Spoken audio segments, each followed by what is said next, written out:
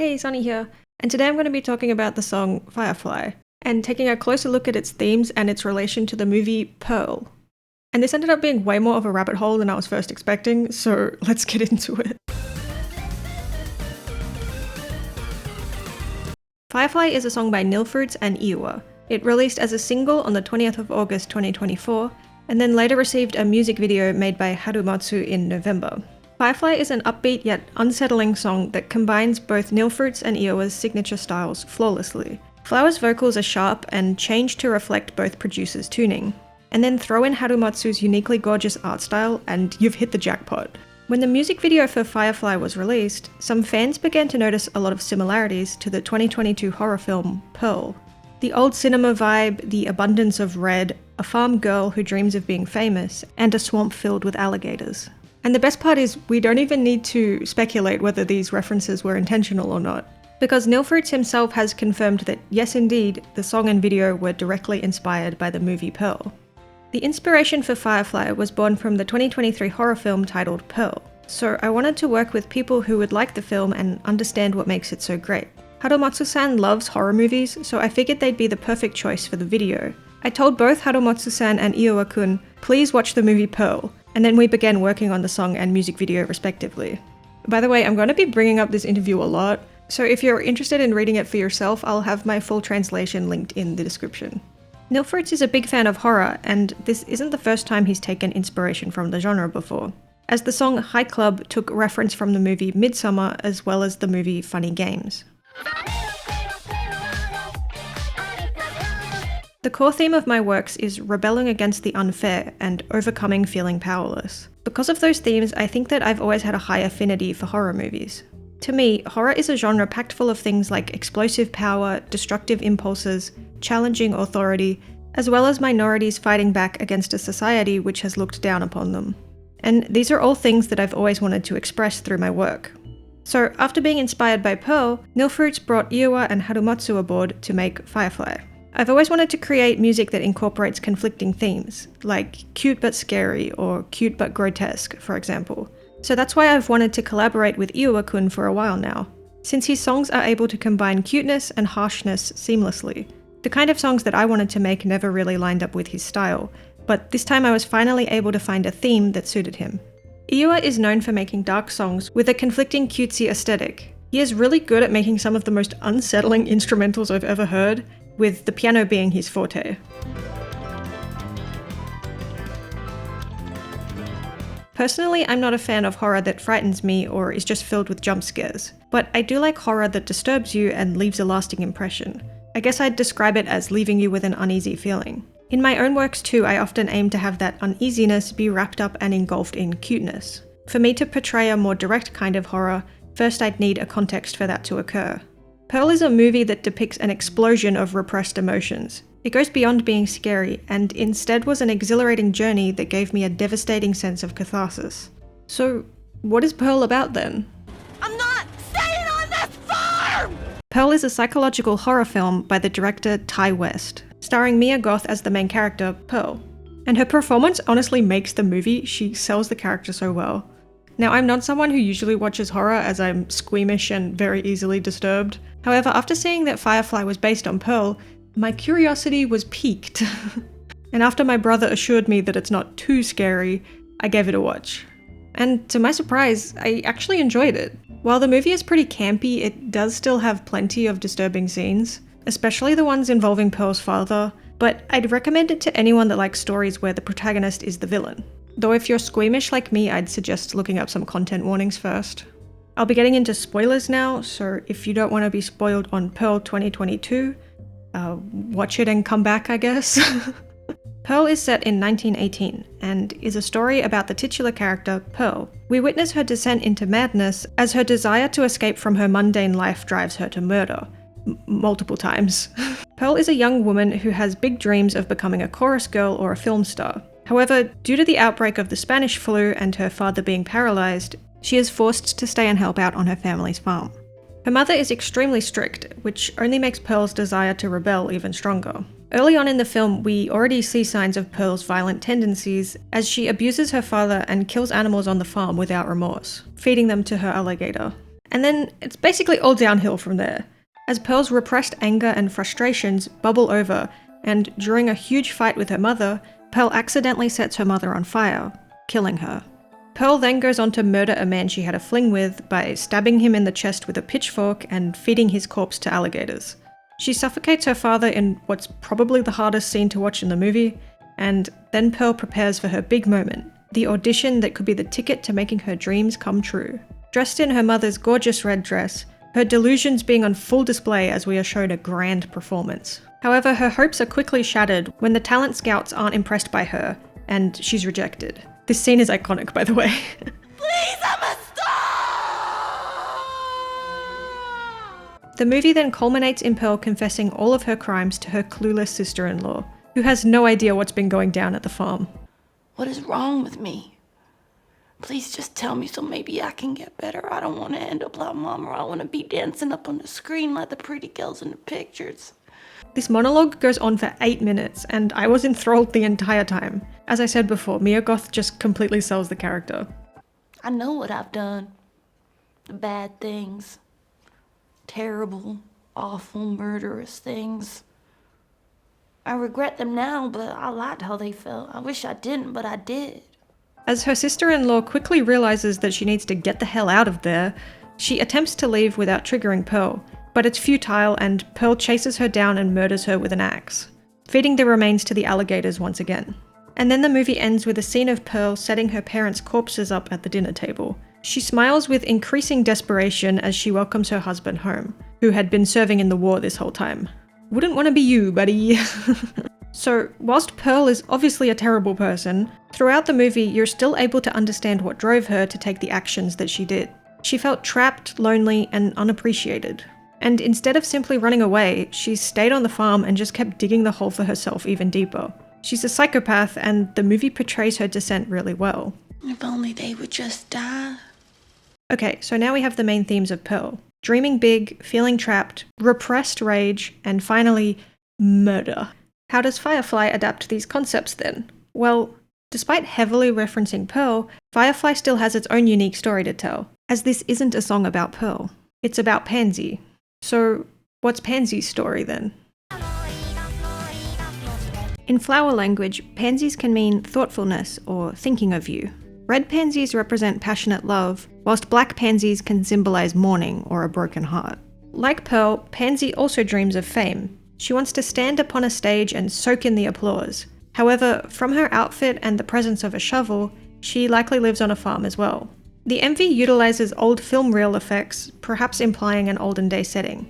And as the song progresses, we can see that, like Pearl, Pansy may have some murderous tendencies of her own. Something else that sets Firefly apart from Pearl is the use of that very motif, fireflies. And this motif has been incorporated into Pansy's design in such a genius way. I really adore her character design. Nilfruits confirmed that the image fruit for this song is acerola, and this has been incorporated into Pansy's design as well. Her eyes are supposed to look like the cross-section of an acerola cherry, and then when we see her go full beetle mode at the end of the song, her eyes change to this more insect-like look, her eyelashes resembling two little antennae. Her main colour is of course red, along with some pops of orange, very much embodying the fire part of Firefly. The specific type of firefly that she's modelled after is most likely a Genji firefly. Genji fireflies are native to Japan and actually spend most of their lives underwater, as their larva is aquatic. For the pupa stage, they will climb out of the riverbank and burrow into the ground to pupate. And once they emerge again as an adult, Genji fireflies only live for a very short amount of time, having around 2 weeks to find a mate before passing away. The last important piece of context that we need before we can dive into the song itself is that Pansy is a trans girl. In the opening sequence of the MV, where we are introduced to Pansy, we can see her name in the bottom corner of the screen, but for a split second, we're able to see the scribbled out cast names beneath it, which reads Genji with relatives. Genji is most likely Pansy's dead name, and also a reference to Genji fireflies. In a flashback, we see a younger Pansy get handed a black randoseru, which is a type of backpack that Japanese elementary school children commonly use. Traditionally, boys would have black backpacks, while girls would have red ones. It was only in the early 2000s that this tradition began to die out. When Pansy is handed the black backpack, we can see that she's unhappy about it. And behind this woman, we can see a pile of red backpacks that Pansy can't have. Another huge hint is the fact that sections of Pansy's character sheet are blocked out. Her name is written over the top of something again. Her profile has been completely blocked out and we can't read any of the information. And her younger pre-transition self is blocked out as well. The only sign of her past self being this drawing of her eye. To me, it's pretty clear that Pansy identifies as a girl and wants to remove any evidence that she was born male. Harumatsu said they wanted to pay homage to Iyowa's style of music video by utilizing looping animations and mentioned making the character design more akin to Iyowa's style as well. And if you're familiar with Iyowa's songs, you'd know that every single one of them features a girl. I think So is the only boy I've ever seen him draw. Basically what I'm trying to say is, Pansy is a girl and I don't want to see any transphobia in my comments. I decided to try and scatter all of the information needed throughout this MV. I think I managed to structure it in a way that if you watch till the very end, you'll be able to read between the lines and figure out what's going on. Overall, I knew I wanted it to have a retro vibe, and used old film footage to express the timeline of events. I used the logo for Pearl as a reference and was very particular about even the small details. Now with all of that context out of the way, I think we can finally take a closer look at the song and its MV. Now everything that I'm about to say is my own interpretation of the song and video, but there's so many little details here that could be interpreted in a variety of different ways, so feel free to let me know your own interpretations in the comments. Also, I'm a cis woman, so I won't be able to comment too much on the trans angle of the video. I'll try my best, but if I say anything wrong, please correct me. The MV starts with an old film reel effect and what looks like a little firework going off. Pansy telling us right away that she wants to follow her dreams and shine on the stage, just like the opening scenes of Pearl.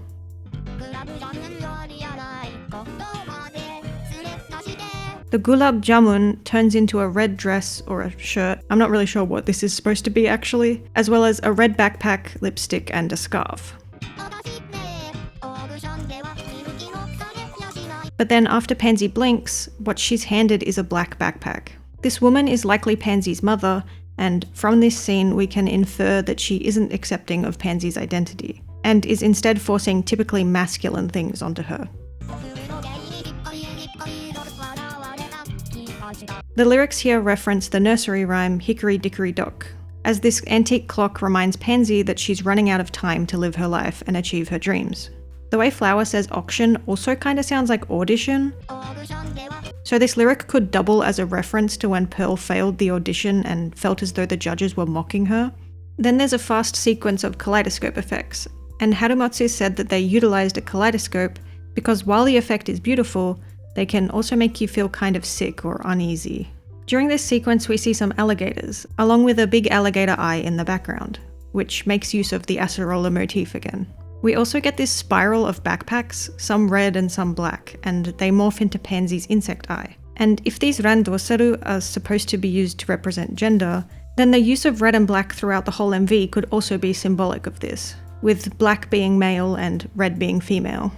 We then get the title screen as Pansy cutely drops in from the ceiling. Pansy's name is written over the top of the previously mentioned Genji with relatives. And this leads me to believe that all of the other characters we see throughout the MV are related to Pansy in some way.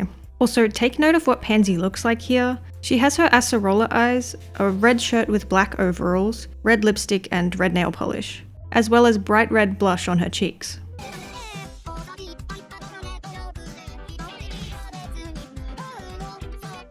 Here we can see Pansy holding some kind of red cloth, and behind the lyrics is a fire effect. And considering that fire was how Pearl killed her mother, Pansy may have already done the same thing here.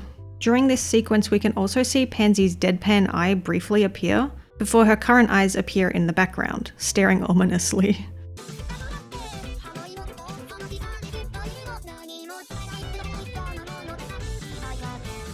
Tower of Hanoi is a puzzle in which you need to move the tower of discs from the first stick over to the third stick, but you can only move one disc at a time.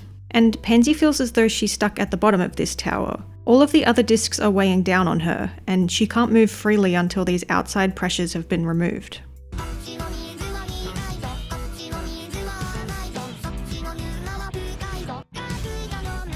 The next section here references a Japanese children's song called Hotaru Koi, which means "Come here, Firefly."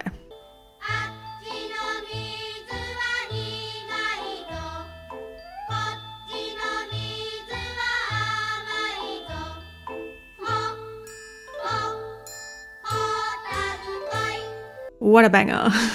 However, 2 extra lines have been added, which change the meaning quite a bit. The swamp filled with alligators is obviously a Pearl reference, but I'm honestly not sure what the use of this nursery rhyme symbolizes other than, like, having the Firefly connection.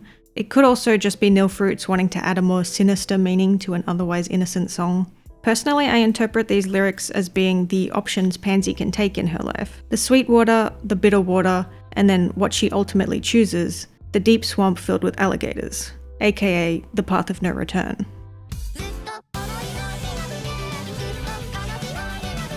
Now we reach the chorus, and everything is still pretty unassuming at this point. Pansy is seen trapped inside a box, lamenting that no one cares about her.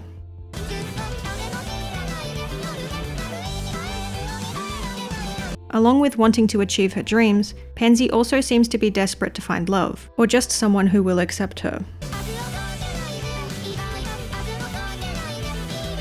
A little alligator can be seen in the bottom corner. Firefly is also written in a different, fancier font here.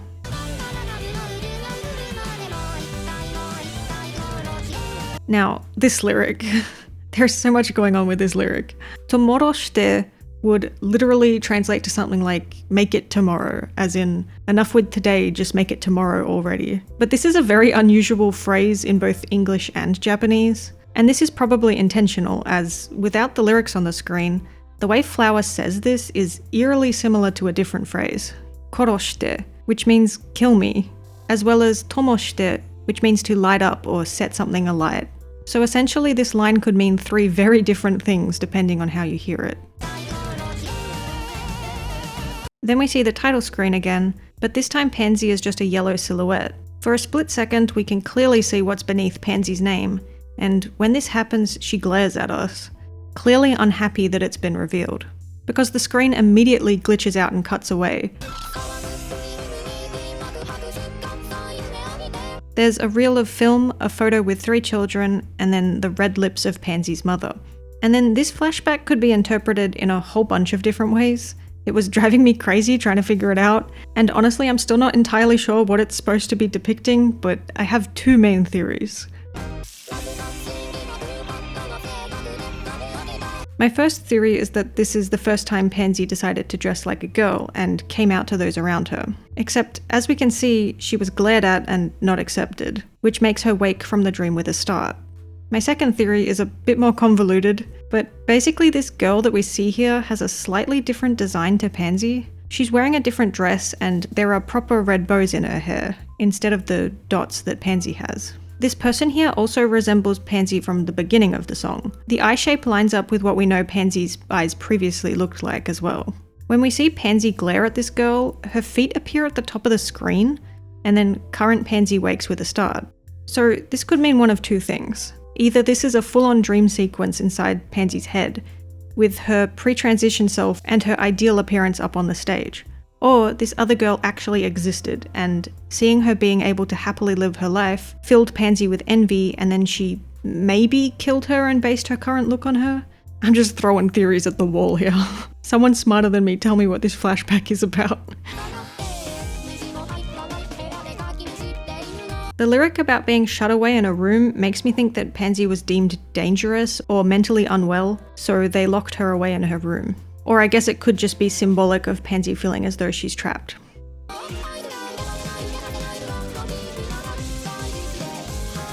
Pansy declaring that if she's destined to never escape and live her life devoid of love, then just turn her to ashes. This is the first time we see her frown too.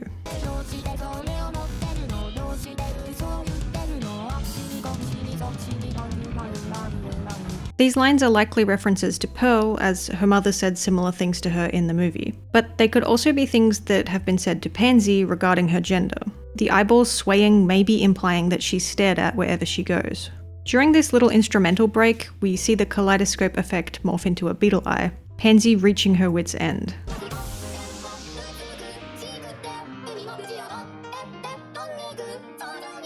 This sequence is very dreamlike and reminiscent of when Pearl prayed in her room, asking God to make her a star. The fireworks even resemble shooting stars. Pansy is imagining herself achieving her dream, turning into a butterfly and soaring beyond the farm.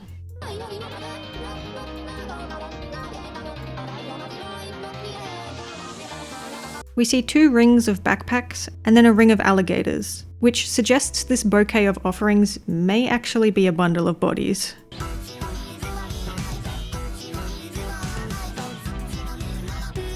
Next we see Pansy hiding behind the foreground. She's covering her eyes, and then when she declares that she's thrown caution to the wind and is prepared to do whatever it takes, she opens her eyes, revealing her true form for the first time. As she pulls her hands to the side, her face is smeared with blood. And we can see in this next scene here that her lipstick as well as her nail polish was blood all along.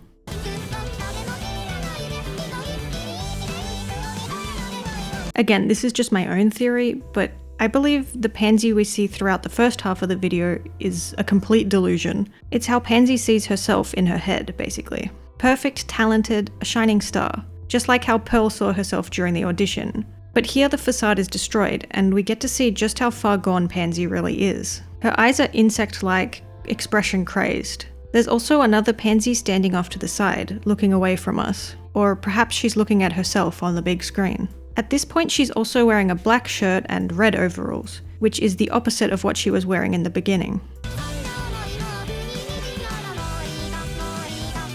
Right before she says more Ika, her eye turns pitch black. Very quickly we're shown the photo of the 3 children again, as well as a lemon, pineapple and a reel of film, before a shovel crashes down and destroys all of them. Now, there's a couple of ways you could interpret this scene.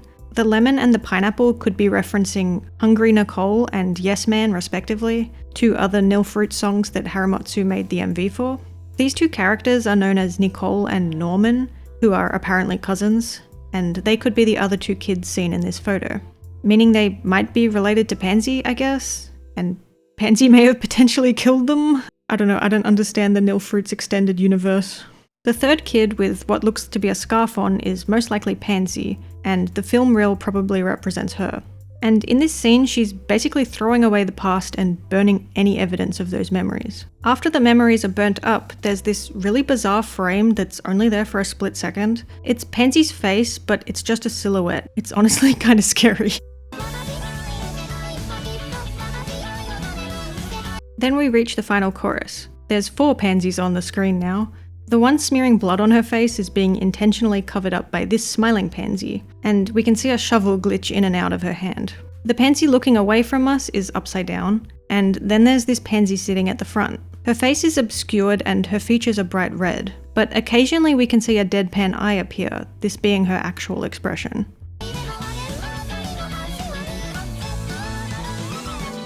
There are so many effects being layered on top of each other at this point. I love how well it portrays just how jumbled Pansy's mind is and how she probably can't tell reality from delusion anymore. Determined to focus on her own tomorrow, Pansy does just that.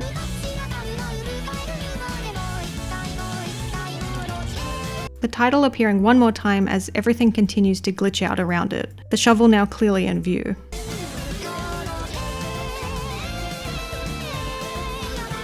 There's one last burst of fire and the shovel falls down, bringing what looks like a splatter of blood with it.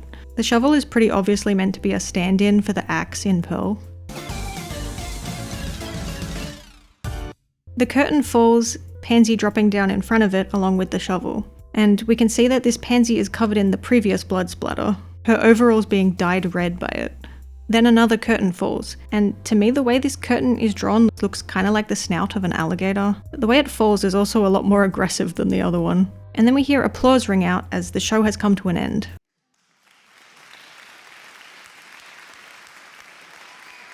The credits roll, and even here Pansy has crossed out her dead name, confirming that Pansy wasn't just a role she was playing, it's who she is. And that's the song. I already loved the song from the first time I listened to it because I'm a fan of all of the creators involved. But as I read more comments and learnt of the connection to Pearl, I just came to appreciate the song even more. I didn't even notice the trans aspect until I started doing research for this video. And could she be seen as bad representation? Maybe, but I don't know, that's not for me to say. Another theme throughout the song is the sense that Pansy is running out of time, which I think ties in with the Firefly motif. Once they become adults, fireflies have such a limited amount of time to find a mate before they perish. And Pansy is the same way. She wants to be herself, follow her dreams, and find love while she still can, before her time runs out. But everyone around her is telling her otherwise and trampling all over her feelings. This is even touched on in Pearl, with Superman telling her that she should be making the most of her youth while she still has the chance to. The fact and truth of the matter is, Pearl, you only get one take at this life. And if you don't make the most of it when you're young, you don't get a second chance. Okay, I think that's everything that I wanted to say. I hope that my thoughts were coherent, and I would love to hear what your thoughts on the song are, or anything else that I've mentioned in this video. And yeah, see you next time. So when I was looking around trying to find any discussion on Firefly to see what other people thought of the song, this Honkai Star Rail character kept popping up because she also happens to be called Firefly. I don't play Honkai Star Rail, so I don't know anything about her, but apparently some people consider her to be transcoded too, which is just such a massive coincidence that I had to mention it.